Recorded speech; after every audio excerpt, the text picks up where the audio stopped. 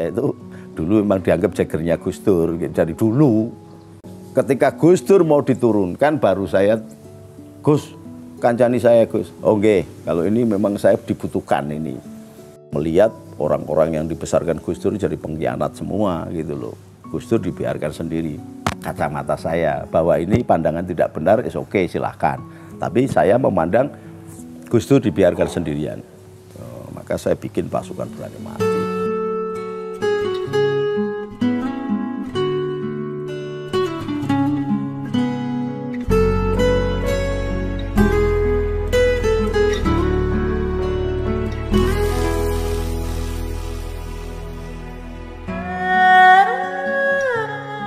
Kali ini SOH mendapat kesempatan untuk berbincang-bincang dengan seorang tokoh yang pada era Gus Dur adalah seorang mantan panglima pasukan berani mati yang tercatat dalam sejarah Indonesia. Kiai Haji Nuril Arifin Husain atau yang lebih akrab dipanggil dengan Gus Nuril dalam kesempatan ini memberikan waktunya kepada SOH untuk berbincang-bincang bersama di kediamannya di kota Jakarta. Ketertarikan Gus Nuril akan program bakti sosial yang dilakukan SOH diungkap beliau dalam bincang-bincang kami dengan beliau saat itu. Assalamualaikum Pak. Waalaikumsalam. Ini satu kehormatan bagi kami Pak dari tim Yayasan FFI. Kami bisa disediakan waktunya dari Abah Gus Nuril untuk bertemu dengan kita. Bah, ada sedikit pertanyaan Bah. Bagaimana nih Mbak tentang Son of Heaven ini? Ini kan Son of Heaven ini kan kita komunitas bakti sosial lah, yang lintas agama. Yang mana kita tidak memandang suku dan tidak memandang agama. Di zaman situasional yang lagi seperti ini khususnya, kami ingin meminta bagaimana pandangan dari Anda untuk semua. Jadi agama di dunia itu dasar tertingginya adalah kasih. Di atas kasih adalah Ghafurur Rahim. Jadi memaafkan dan mengasihi. Maka kalau ada komunitas-komunitas seperti Son of Heaven atau Putra Surga, ya sesuai dengan namanya harus menampilkan sosok Tuhan hadir di bumi dengan menghadirkan surga. Apa itu? Kalau sampai agamanya Kristen, maka berpegang kepada Matius 27, 28, 29.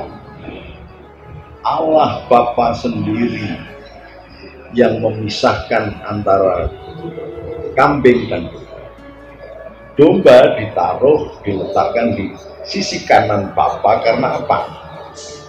Karena dia memberi makan orang yang kelaparan, memberi minum orang yang kehausan, menyantuni orang yang sedang sakit atau terpenjara, dan memberikan hope atau harapan. Kalau Islam sampai berpegang kepada Ara'aital ladzi yukadzibu biddin fadzalikal ladzi yad'ul yatim wa la yaqudu 'ala ta'amil miskin. Itu sama persis. Dan agama itu sesungguhnya berasal dari Tuhan, dari Allah, dari Yahweh, dari Bapa, dari Sang Yang Widiwasa atau sing tukang ngecat lombok. Oleh sebab itu, kalau Anda Islam, maka harus mengimani Taurat, Zabur, Injil, dan Al-Quran. Nah, kalau hanya mengimani Al-Quran saja kurang cukup. Nah, di sanalah mutiara-mutiara kasih itu bermunculan dari 4 kitab suci. Dari Bapak Abraham sampai Iska, Yakub, sampai Ismail, sampai Yunus, Yusuf, Ayub, sampai Musa, Harun, Daud, Sulaiman. Dalam kondisi negara yang compang-camping kayak gitu, bahkan resesi dunia. Bangsa Eropa saja sudah mulai mengais sampah. Indonesia dalam keadaan kesulitan.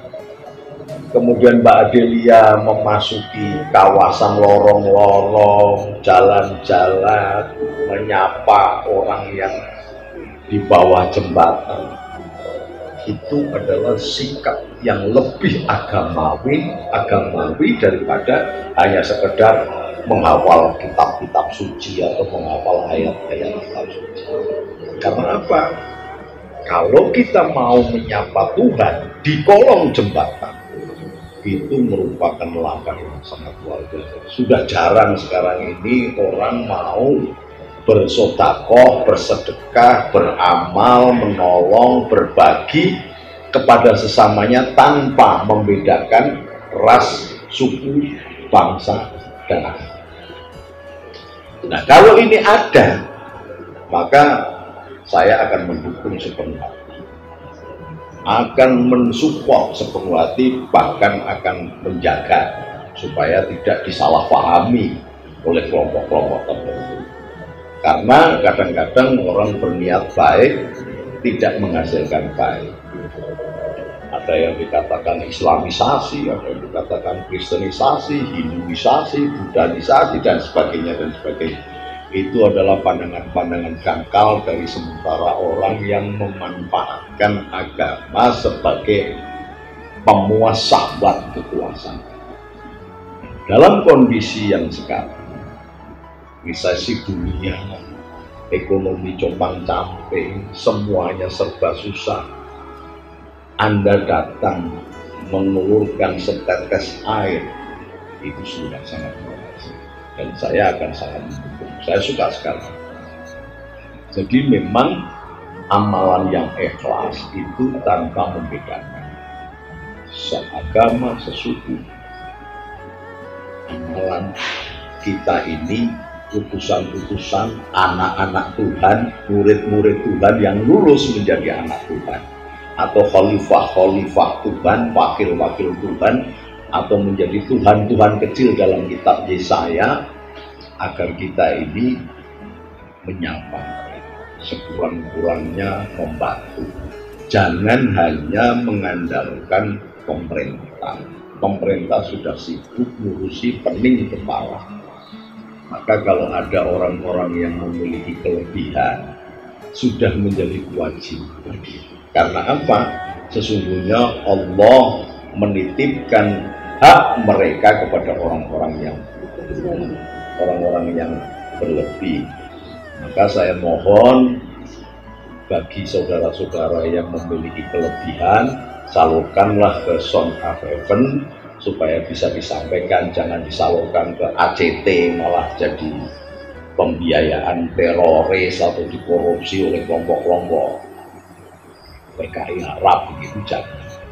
Orang-orang yang betul-betul peduli dari rakyat Indonesia, dikumpulkan oleh anak-anak Indonesia yang penuh kasih, dibagikan kepada orang-orang Indonesia sendiri. Ini yang benar. Jadi jangan sampai kemudian dana sudah kita susah, dipaksa-paksa diiming-imingi ayat, kemudian duitnya ngumpul, setelah itu buat rayahan gerayak-gerayak oleh para pengelolanya kayak ACT begitu. Ini kita sangat-sangat prihatin. Maka dinas sosial atau menteri sosial, menteri dalam negeri atau kementerian manapun yang memang memiliki semacam CSR atau BUMN yang memiliki CSR, salurkan kepada lembaga yang memang terbukti membagikannya langsung dengan data-data yang otentik. Nah, itu nanti akan terukur berapa yang sudah disantuni, berapa yang belum, atau akan mengundang pihak-pihak yang lain untuk ikut bareng-bareng. Maka kerjasamalah dengan NU, dengan Banser, Pakar Nusa, Patriot Garuda Nusantara, atau Korkagama. Jadi jelas langkah yang Mbak Adelia lakukan ini sudah langkah sekarang. sudah jarang orang memanusiakan saudaranya di satu negara. Maka sudah menjadi kewajiban pemerintah dalam hal ini departemen-departemen yang terkait untuk mendukung. Dan saya berharap Son of Heaven ini, namanya bahasa Inggris saya agak susah, ini barangkali bisa lebih membuka, memperluas jangkauan, memperluas jamahan kasih sayang. Dengan demikian, meskipun Anda tidak bergerak di gereja, di masjid, di kelenteng, tetapi sesungguhnya Mbak Delia bersama organisasinya ini akan menjadi agent of love-nya true love atau Allah itu sendiri. Dan saya akan merasa yakin bahwa ketika niat baik untuk membantu sesamanya itu dilaksanakan dengan keikhlasan, apalagi anaknya Mbak Adelia sudah gede, nah sekarang waktu sisanya dimanfaatkan untuk menyapa, menjamah, memberikan berkah kepada teman-temannya. Ini suatu langkah contoh yang sangat bagus. Maka ibu-ibu yang memang sudah anaknya sudah gede-gede, jadilah volunteer untuk bergabung dengan Mbak Adelia. Dengan demikian semakin banyak rakyat Indonesia yang terjamin. Rakyat Indonesia sudah menderita, sudah terterpa sekian tahun karena COVID, ditambah dengan kenaikan harga-harga. Tidak mungkin semuanya bergantung kepada pemerintah. Malah banyak kelompok-kelompok sebelah yang memanfaatkan itu untuk mengadu domba. Daripada Anda beli pulsa untuk memaki-maki, Rp1.000 Anda datang dan Anda ikut di dalam rombongan orang-orang yang peduli kepada sesamanya ini, Anda serahkan sendiri kepada yang berhak, maka itu akan menemukan sebuah kebahagiaan. Karena kebahagiaan ketika bakal muncul ketika Anda berbagi, bukan karena Anda dilayani, duit banyak, pangkat tinggi, tidak akan membawa kebahagiaan. Rasa syukur itulah yang melahirkan gerak untuk berbagi, dan berbagi itu adalah bentuk dari rasa syukur, dan itulah sumber kebahagiaan. Selamat berbagi, selamat berbahagia, dan selamat bergabung dengan anak-anak Tuhan, dengan hamba-hamba Tuhan, dengan rakyat Indonesia yang memiliki kasih. Merdeka!